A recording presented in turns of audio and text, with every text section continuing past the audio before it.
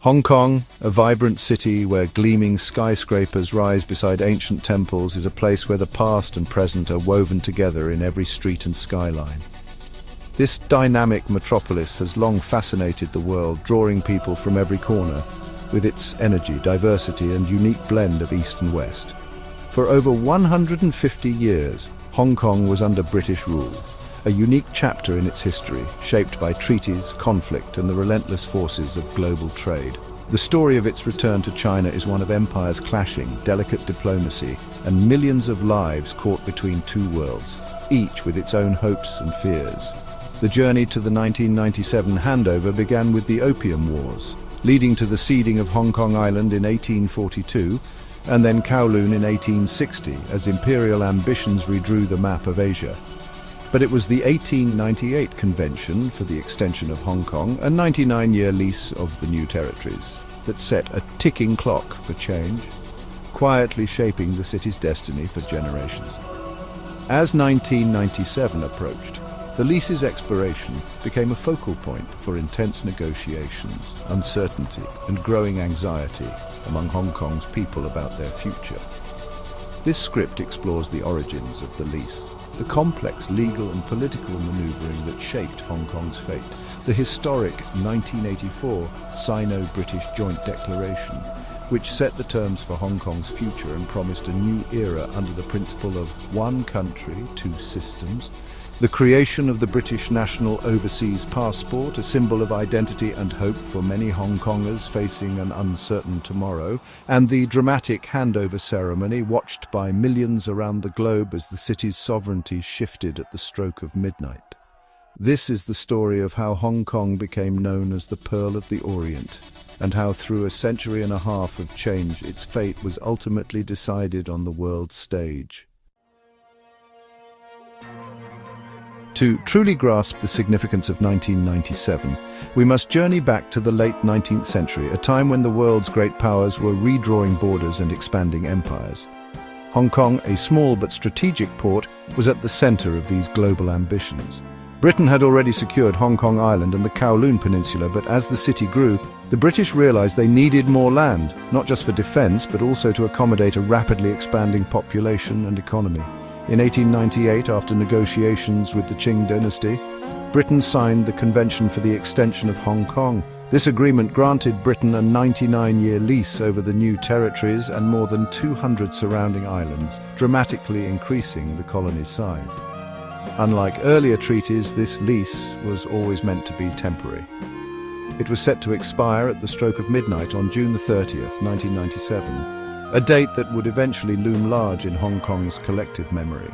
The new territories quickly became essential to Hong Kong's survival, providing not only most of its land and resources, but also space for new communities, agriculture, and industry.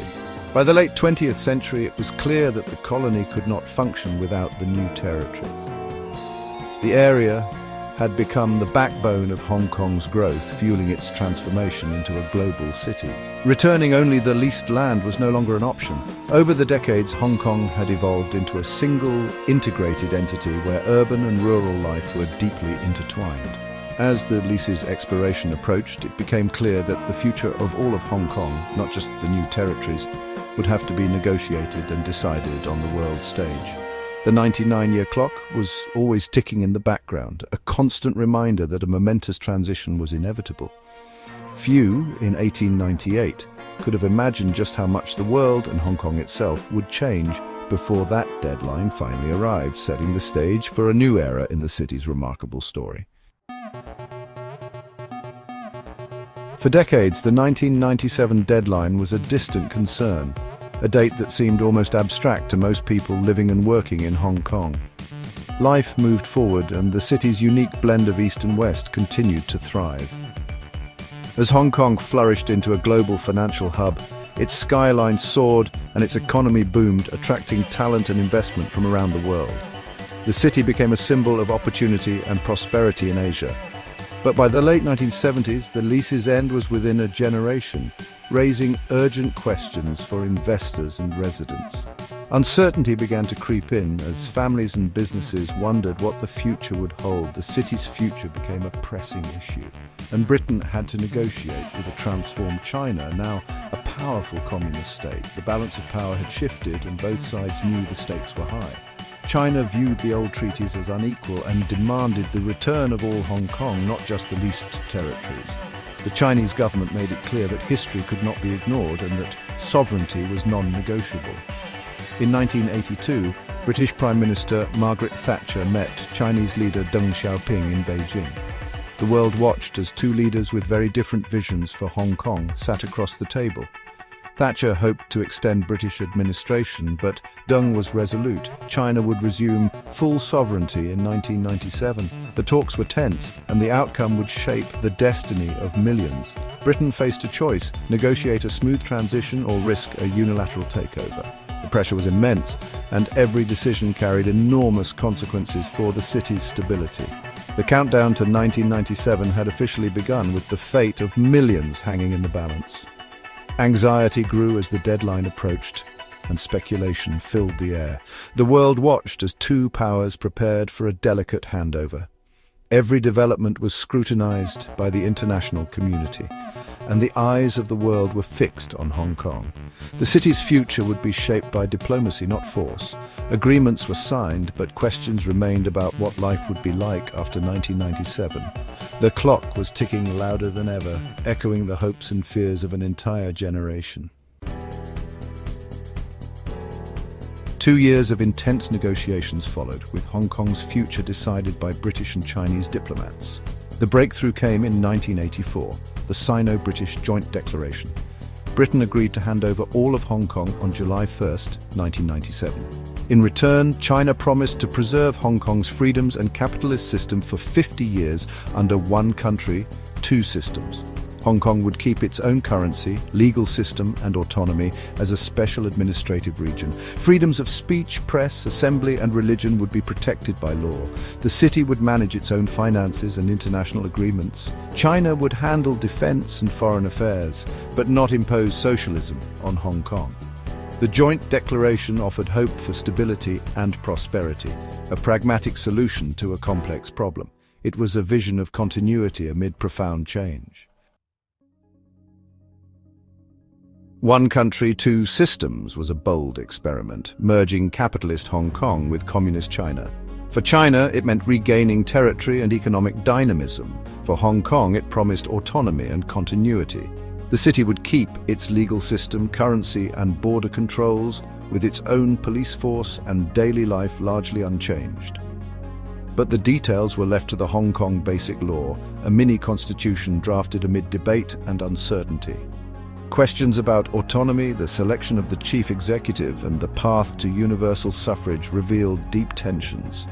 Could two systems truly coexist under one sovereign power? The promise of 50 years of continuity brought both reassurance and a new deadline. What would happen after 2047? The grand experiment was set in motion, with the world watching closely. Hong Kong's future would test the limits of this unprecedented arrangement. As the handover neared, Hong Kongers faced a personal dilemma. Their nationality, the British National Overseas Passport, or BNO, was created for those who didn't want to become Chinese nationals. The BNO allowed international travel and consular assistance, but not the right to live in the UK, a major disappointment for many. Some felt Britain owed them full citizenship after years of loyalty. Despite controversy, over 3 million registered for BNO status, seeking a link to the West in uncertain times.